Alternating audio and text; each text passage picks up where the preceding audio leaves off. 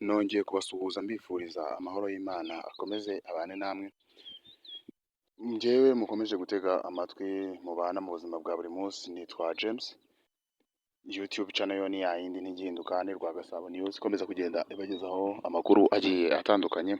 Kuri uyu munsi wa none rero tubanje kubashimira muntu wese wakoze subscribe, tuguhaye ikiganza rwose, uri umuntu w'umugabo. Ndetse nawe muntu utarakora subscribe rwose, iki nicyo gihe kugira ngo ujye ubasha gukurikirana amakuru yacu ari update.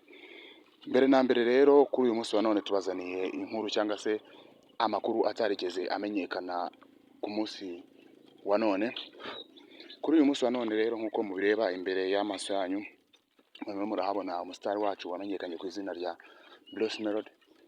Uyu Bruce Melody rero icyo twamukubwiraho kitigeze kimenyekana kandi cyari ngombwa ko kigomba kumenyekana. Uyu ni umugabo ufite umugore ndetse n'abana babiri b'abakobwa nk'uko murimo murabireba. Kuri uyu munsi wa none rero twaje kubagezaho iyo nkuru mutari mwigeze mumenya. Abenshi mukaba mwaribazaga ati ese Bruce Melody ni ingaragu cyangwa se ni umugabo ufite umugore n'abana? Igisubizo rero ni icyo.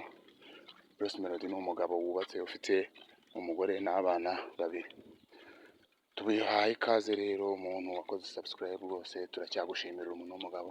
Ndetse nawe turakora subscribe rwose, iki nicyo gihe, kanda subscribe, fungura inzogera kugira ngo ujye ubona amakuru yacu ari update. Murakoze.